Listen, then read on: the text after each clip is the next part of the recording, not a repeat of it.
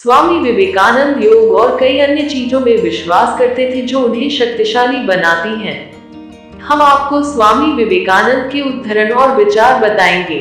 स्वामी विवेकानंद भारतीय युवा के प्रेरणा स्रोत है। आज प्रत्येक युवा स्वामी जी से सीखना चाहता है, उनके बताए हुए मार्गों को आत्मसात करना चाहता है। ऐसा महान व्यक्ति भारत में आज तक नहीं हुआ जिन्होंने शिक्षा के साथ शरीर पर ध्यान देने की बात कही हो। स्वामी जी के विचारों को जितनी प्रसिद्धि वर्तमान समय में हासिल है, उतना अन्यत्र किसी और व्यक्ति का नहीं। स्वामी जी की आध्यात्मिक, नीतिगत और चारित्रिक बातें दुर्लभ है।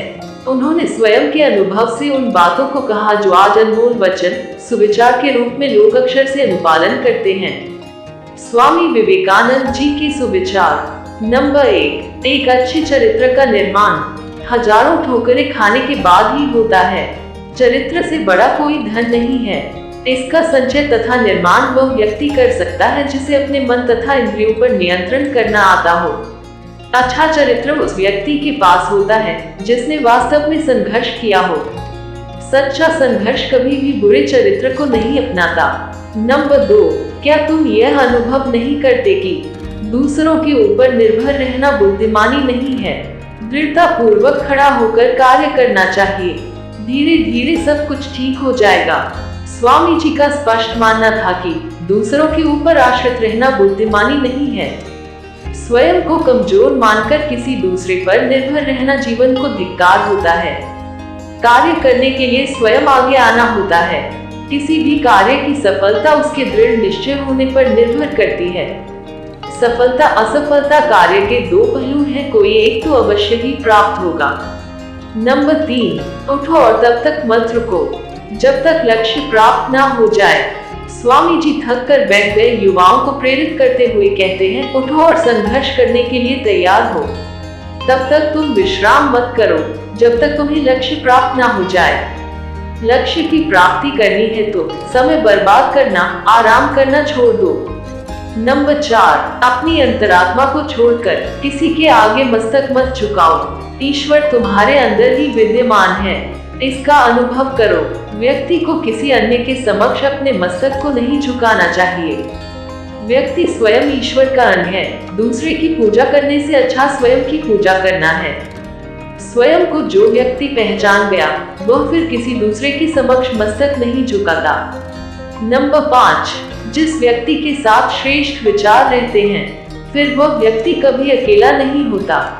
ज्ञानी और चरित्रवान व्यक्ति को सदैव लोग आदर से पूछते हैं। ऐसे व्यक्तियों का सम्मान करते हुए उनसे शिक्षा ग्रहण करते हैं। दुराचारी और गलत आचरण वाला व्यक्ति कभी भी सामाजिक नहीं हो सकता।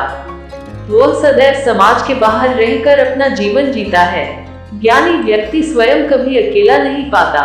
नंबर 6, जैसा तुम सोचोगे वैसे ही बन जाओगे।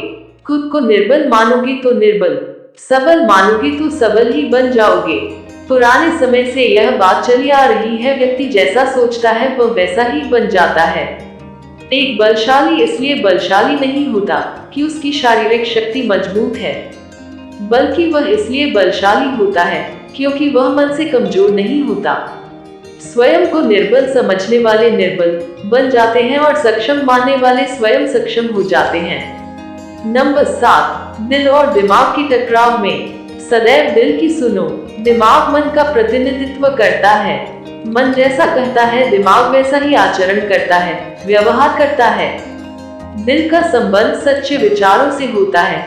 ईश्वर का वास यही होता है। दिल की आवाज ईश्वर की आवाज मानी जाती है। जब कभी दिल और दिमाग के बीच टकराव की स्थिति उत्पन्न हो, सदैव दिल की बातों को सुनना चाहिए। नंबर 8, कभी कमजोर मत पड़ो। आप अपने आप को शक्तिशाली बनाओ। आपके भीतर अनंत शक्ति है, यह प्रमाणिक है। व्यक्ति के भीतर संसार की समस्त शक्तियां विद्यमान होती है। व्यक्ति समय के साथ साथ अपनी शक्तियों को पहचानता है, इसलिए व्यक्ति को कभी भी कमजोर नहीं पड़ना चाहिए।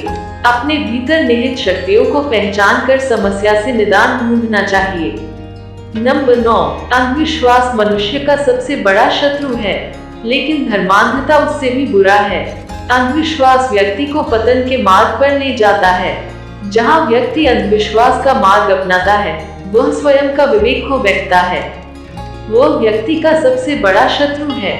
जो व्यक्ति धन के प्रति लापरवाह रहता है, उसे धन दिखाई नहीं देता।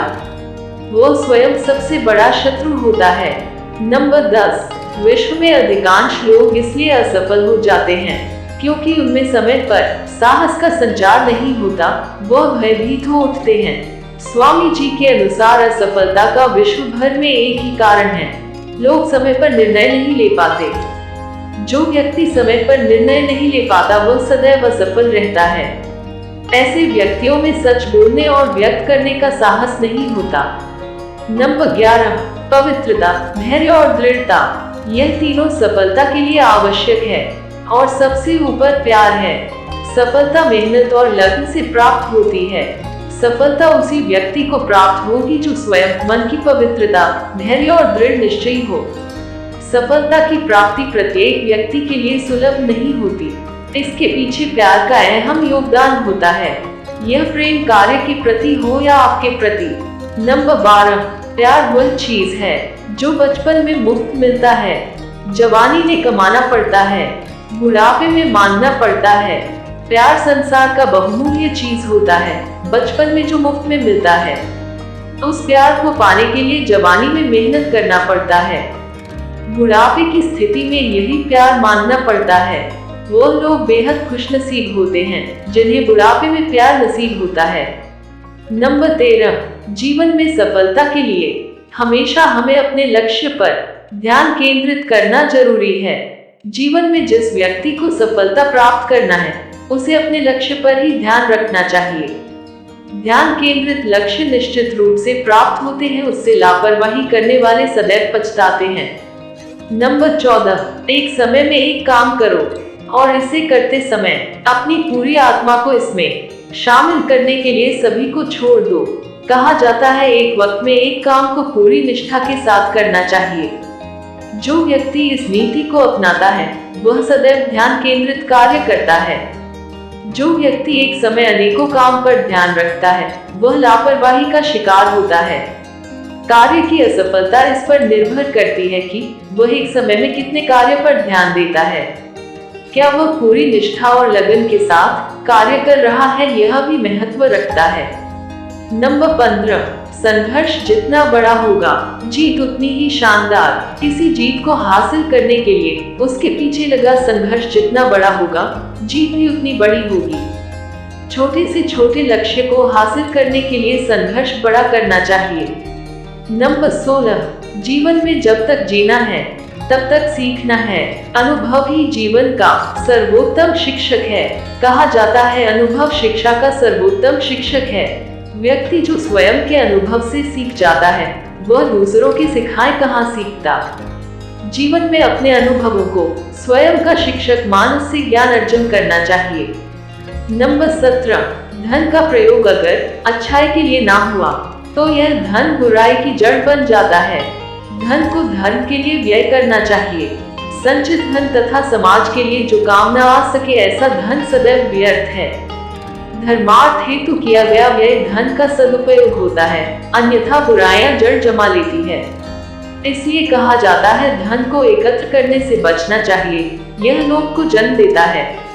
नंबर 18, जीवन में ज्यादा रिश्ते होना जरूरी नहीं, पर जो रिश्ते हैं उनमें जीवन होना जरूरी है।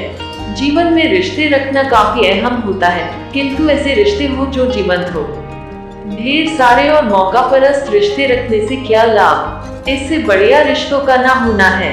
रिश्ते रखिए किंतु वह जो आपको समझते हैं, जिनको आप समझते हैं। नंबर 19, आधुनिक भौतिक विज्ञान उन्हीं निष्कर्षों पर पहुंचती है जिन पर भारतीय वेदांत युगों पहले पहुंच चुका है। स्वामी विवेकानंद भारतीय संस्कृति के प्रबल समर्थक हैं। इसका प्रमाण उन्होंने अमेरिका के ऐतिहासिक भाषण में दिया था। वो सदैव भारतीय वेद वेदांतों को देश विदेश की संस्कृति आदि से अधिक प्रमाणिक मानते हैं।